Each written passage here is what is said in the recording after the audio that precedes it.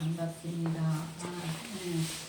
오시느라고 너무 애쓰셨습니다. 비 이렇게 눈이 많이 와가지고 길도 미끄럽고 또 이렇게 힘든 길 걸걸음을 오신 여러분들이 너무나 애쓰십니다.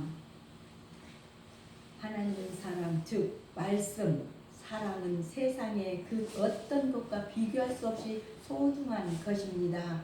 참된 제자는 그래서 하나님 사랑 하나님의 말씀을 사랑하고 가까이 하는 자입니다. 오직 하나님의 말씀을 듣고 묵상하고 실천하며 전파하는 일에 최우선 바로 순위를 두시기를 바랍니다.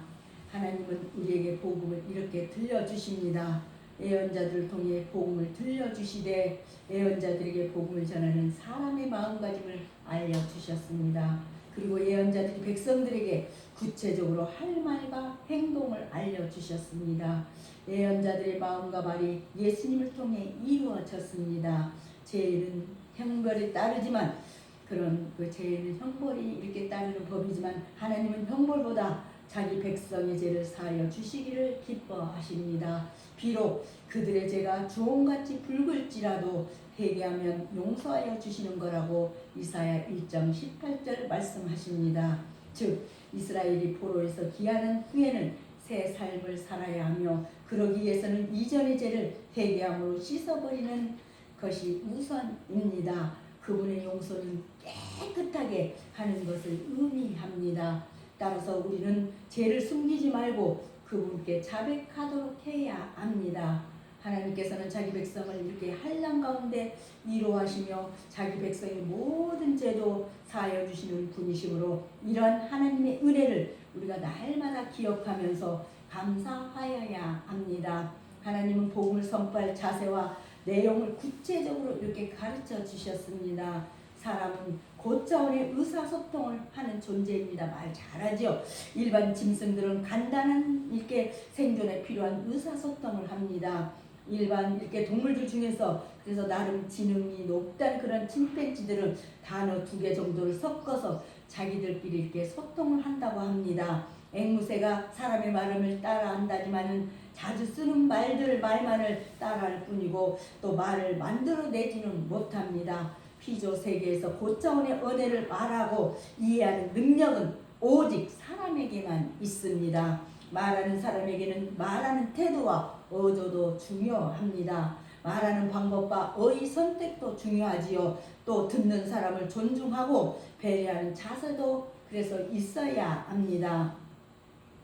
듣는 사람에게 꼭 필요한 말을 해주어야 합니다. 말을 잘한다는 것은 태도, 어조, 방법, 어휘 그리고 자세 등이 이렇게 복합되어져서 나타나는 평가라 할 수 있습니다. 그 중에서 듣는 사람에게 꼭 필요하되 듣는 사람이 즐겁게 들을 수 있다면 말하는 사람에게 언제나 귀를 기울일 것입니다. 우리 하나님이 우리에게 전하는 말씀이 이와 같다는 것입니다. 우리에게 꼭 필요하되 우리가 즐겁게 들어야 합니다. 그런데 하나님의 말씀이 필요하다는 것을 인정하면서도 듣지 않으려는 사람들이 있습니다. 사람이 스스로 잘났다고 생각해서 하나님의 말씀마저도 부정하고 저항을 합니다. 그래도 하나님은 사람을 향해 계속 지속적으로 말씀하십니다. 듣든지 안 듣든지 말씀이 들려야 한다고 에스겔 3장 11절은 그렇게 말씀하고 있습니다. 오늘 복음의 소리가 퍼진다. 첫째로 복음 선포에게 복음을 선포를 명하시는 하나님, 외치는 자여 소리여. 오늘 6절 이는 세례 요한을 가르치는 것입니다. 세례 요한은 예수 그리스도의 길잡이로서 예수님보다 6개월 먼저 와서 세상 죄를 지고 가는 하나님의 어린 양을 보라고 증거한 사람입니다. 이는 분명히 예수 그리스도의 목소리입니다. 예수 그리스도께서 말씀이 육신이 되어서 우리들에게 찾아오셔서 말씀하십니다. 진리가 너희를 자유롭게 하리라고 말씀하셨습니다. 아들이 우리를 자유롭게 하면 우리가 참으로 자유를 얻는 것입니다. 아들이 우리를 이렇게 참으로 자유를 얻게 한다고 했습니다. 예수 그리스도께서 우리를 자유롭게 하시면 마치 가늠하다가 현장에서 붙잡힌 여인이 율법 아래서 돌에 맞아 죽을 수밖에 없었으나 예수 안에서 자유를 얻게 된 것과 같은 것입니다. 하나님이 사람에게 말씀하시는 방법이 여러 가지가 있습니다. 구약에는 하나님이 직접 나타나셔서 말씀하신 적이 있고 전사를 동원해서 말씀하신 적이 있습니다. 때로는 사람의 모습으로 나타나셔서 말씀하신 적도 있습니다.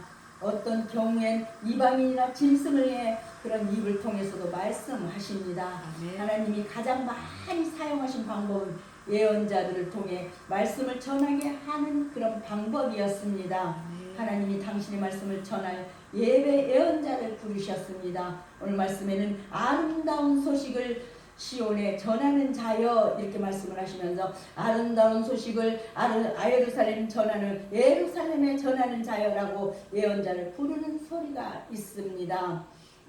여기 아름다운 소식은 말 그대로 이런 말씀 복음을 의미합니다. 시온과 예루살렘은 복음을 들어야 할 대상입니다. 하나님은 이처럼 복음을 들은 대상을 이미 정해놓고 그 대상에게 복음을 전할 사명을 가진 사람을 부르십니다. 예언자들이 와서 하나님의 말씀을 전한 것처럼 예언의 초점이시고 바로 가장 큰 예언자이신 예수님이 오셔서 하나님의 말씀을 전하셨습니다. 예수님의 말씀이야말로 우리에게 복음입니다. 그분 바로 예수님, 예수님이 오신다는 소식이 우리에게 복음입니다. 하나님께서 아들 예수님에게 하나님 나라의 복음을 전할 사명을 맡기셨습니다. 예수님은 오직 하나님 아버지의 말씀만을 전하셨습니다.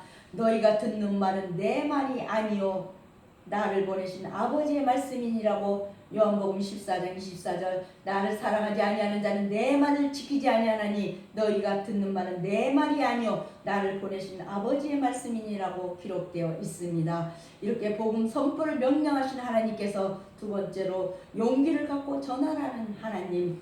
복음을 전하는 일이 쉬울까요? 하나님이 나 하라는 대로 하면 쉽습니다. 하나님이 전하라고 하는 말씀을 그대로 전하면 쉽습니다. 그러나 생각만큼 쉬운 일이 아닙니다. 왜냐하면 하나님의 말씀을 듣기 싫어하고 저항하는 사람들이 있기 때문입니다. 저항하는 정도면 그래도 좀 참을만 한데 복음 전도자를 해치는 사람도 있습니다. 복음이 늘 달콤하기만 하지는 않습니다. 사람들의 실수와 허물을 꼬집어야 하고 책망할 때가 있기 때문입니다. 누구든지 자기 허물이 들춰지면 기분이 나쁩니다. 허물을 들춰낸 사람이 사라졌으면 좋겠다는 마음을 품기도 합니다. 이런 걸 안다면 정말 가감하게 복음을 전한다고 나서기를 주저할 수가 있습니다. 그런데 하나님은 복음이 전하져야 할 이런 상황을 모두 알고 계십니다. 사람들이 마음이 완악하고 복음이 거절될 수 있다는 사실도 하나님은 알고 계십니다. 이때 예수님은 복음을 전하는 사람들에게 용기를 가지라고 말씀하십니다. 힘써 소리를 높이되 두려워하지 말라고 말씀을 하십니다. 하나님의 말씀을 듣고 용기를 가진 복음 전도자들은 사람들에게 하나님을 바라보라고 외칩니다. 복음 전도는 용기 있는 그래서 행동입니다. 하나님이 함께 하심을 믿는다며 용기가 생기고 소리를 높일 수가 있습니다. 우리 예수님은 세상에서 사람들로부터 이렇게 거절과 오해를 당할 것을 이미 알고 계셨습니다. 그래도 그분은 용기 있게 소리를 높이셨습니다. 아름다운 소리는 성령의 음성을 말하는 것입니다. 성령께서 우리들을 찾아서 이렇게 찾아와 주셔서 속삭이는 소리입니다. 성령님은 친히 그 팔로 우리를 다스리십니다. 마치 양무리를 먹이시며 어린 양을 그 팔로 이렇게 모아 안으시면서 젖먹이는 암컷처럼 온순히 인도하시는 목자와 같이 우리를 인도하십니다. 성령님은 지금도 우리를 이렇게 고아처럼 두지 않으시고 친히 가르치시며 생각나게 하시며 인도하고 계십니다. 이렇게 용기를 갖고 전하라는 하나님께서 세 번째로 강한 통치를 하원시킨 하나님. 하나님이 용기를 가지라고 하면 어떤 용기가 저절로 생겨날까요? 그럼 얼마나 좋겠습니까? 하나님은 용기를 가지라고 말씀만 하시지 않습니다. 용기를 가져야 할 만한 이유까지 분명하게 말씀하십니다. 그 이유가 무엇일까요? 바로 말씀을 전하라고 하신 하나님, 그 하나님이 용기를 내어 소리를 높이라고 말씀하신 하나님이 강한 분이라는 그런 사실입니다. 강하신 하나님이 용기를 내라고 하면 실제로 용기가 생깁니다. 왜냐하면 강하신 하나님이 함께 하신다는 믿음을 갖고 있기 때문입니다. 하나님은 창조주이시고 통치자이십니다. 아멘. 하나님은 만왕의 왕이십니다. 이 세상에 어떤 강한 힘도 하나님을 능가하지 못합니다. 아멘. 강하신 하나님이 선포되면 바로 나쁜 사람들에게는 벌을 받을까봐 경각심이 들 것입니다. 힘들고 어려운 사람에게는 강한 분이 구원하실 것이라는 희망이 생깁니다. 게다가 강하신 하나님이 직접 백성들을 다스리실 것입니다. 하나님의 강한 팔이 백성들을 끌어안으실 것입니다. 하나님이 백성들을 심판하고 상을 주시거나 보응하신다고 했습니다. 하나님이 백성들과 이렇게 백성들의 상황과 말 그리고 행동을 모두 알고 계시기 때문입니다. 오늘 우리는 성탄절을 앞둔 우리가 예수님을 기다립니다. 예수님은 하나님의 마음을 가지셨습니다. 예수님은 하나님의 아들이심으로 그분을 강하시다고 했습니다. 그리고 우리를 품어주십니다. 우리는 강한 분의 통치 아래에 있고 보호를 받습니다. 이렇게 지혜로 조성하신 우주와 만물을 통해서 우리는 그분의 지혜나 그럼 정말 그분의 지혜가 얼마나 위대한 것이며 정말 인간의 지혜라는 것이 그분 앞에서 얼마나 보잘것없는 것인가를 알게 됩니다. 우리 중 아무도 헤아릴 수 없으며 그분의 지혜를 궁구하여서 알 수도 없습니다. 다만 우리는 그분의 지혜의 부여와 풍족을 의지하는 피조물일 뿐입니다.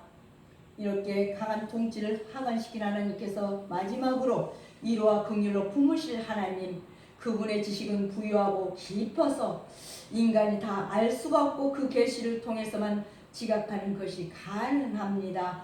바울의 깊도다 하나님의 지혜와 지식이 풍부하며 그의 판단을 헤아리지 못할 것이며 그의 길을 찾지 못할 것이로라고 로마서 11장 33절을 말씀하고 있습니다. 그 외침은 그분께로 가까이 갈수록 자신의 무지를 더욱 깊이 깨닫게 되었기 때문입니다. 우리가 입으로 말할 수 없고 우리가 함부로 말할 수도 없고 말해서도 안 되며 말하기가 두려운 것이 있다면 하나님의 주권입니다. 이는 하나님은 능력이시기 때문입니다. 하나님의 능력은 전능하시다는 말 속에 함축되어 있습니다. 그것은 우리가 표현할 수 없는 기술의 전부입니다. 우리는 그 크거나 정도에 대해서 도무지 알 수가 없습니다. 우리의 삶의 주권자와 지혜의 근원이신 바로 하나님께 우리가 드릴 수 있는 유일한 것은 감사와 찬송뿐입니다. 아멘. 사람들은 일반적으로 강한 존재를 보면 두려워합니다. 강한 존재에게는 자비심이나 동정심이 없을 것이라 생각합니다. 그러나 보십시오. 아프리카 맹수 중에 가장 강한 사자를 생각해 보세요. 동물의 왕국 많이 보셨죠? 암사자가 일반 초식 동물들에게는 무섭고 두려운 존재입니다. 그러나 암사자가 새끼 사자에게는 결코 두려운 존재가 아닙니다. 왜 그럴까요? 어미이고 새끼이기 때문입니다. 어떤 사나운 짐승이라도 갓난 새끼에게는 바로 한없이 자비롭습니다. 하물며 사람을 지으신 인격적인 하나님이 두렵기만 할까요? 그런 말입니다. 세상의 어떤 종교는 신을 생각할 때 사람에게 벌을 주는 두려운 존재로만 인식합니다. 그러나 우리 하나님은 두렵게만 한 분이 아닙니다. 하나님은 사랑으로 충만한 분이십니다. 하나님은 양떼를 사랑해서 푸른 초장으로 인도하는 목자처럼 배고픈 사람을 먹이고 목마른 사람을 마시게 하시는 분이십니다. 목자가 양떼를 보살피되 젖을 먹이는 이런 얌양들에게는 더 특별하게 신경을 씁니다. 어떤 양들을 보호해야 하고 어린 양들은 여린 양들의 생존을 위해서 암양들에게는 더 관심을 갖습니다. 하나님은 목자의 심정을 이렇게 가지셨습니다. 오죽하면 시편 기자는 여호와는 나의 목자라고 고백을 했을까요? 그리고 예수님은 당신을 선한 목자라고 은유하셨습니다. 하나님은 목자처럼 당신의 백성들을 보호하십니다. 아멘. 하나님께는 위로와 긍휼이 있습니다. 그 위로와 긍휼이 오늘 우리 성탄절 앞둔 우리를 향하고 있습니다. 하나님은 살아계시고 살아있는 자의 하나님이십니다. 아멘. 반드시 부활의 영광은 약속되어 있고 오직 믿음의 사람은 부활의 자리에 있게 됩니다. 그러므로 하나님을 향하여 끝까지 믿음의 자리를 지켜내는 우리 성도로 살아가야 합니다. 아멘. 내일은 성탄절입니다. 기도하겠습니다. 하나님 감사합니다. 예언하신 대로 구세주 예수 그리스도를 이 땅에 보내주신 참 좋으신 아버지 하나님, 영원히 죽을 수밖에 없는 죄인을 십자가 보혈로 이렇게 대속하시고 자녀 삼아주신 은혜를 감사를 드립니다. 아멘. 하나님 앞에 새로지기 원하는 저희의 마음을 받아주시고 약속하신 말씀을 따라 은혜를 체험하는 귀한 시간이 되게 하여 주시옵소서. 아멘. 하나님의 백성답게 굳건한 믿음으로 이 세상의 모범을 보이게 하옵소서. 하나님의 백성으로서의 자부심과 정말 용기가 넘치게 하시고 어두운 세상에서 빛과 소금의 역할을 감당할 수 있는 능력도 허락하여 주옵소서. 아멘. 하나님 늘 주님의 뜻과 계획 가운데 살 수 있게 설 수 있기를 원합니다. 오늘 이 예배를 통해 살아계신 하나님을 체험하는 아름다운 예배가 매주일 되게 하시고 당신의 나라가 임하는 귀한 예배가 되게 만들어 주시옵소서. 아멘. 또한 성실함으로 서로를 섬기는 아름다운 공동체가 되게 하여 주시옵소서. 길이요 진리요 생명이신 예수님의 이름으로 감사하며 기도드리옵나이다. 아멘.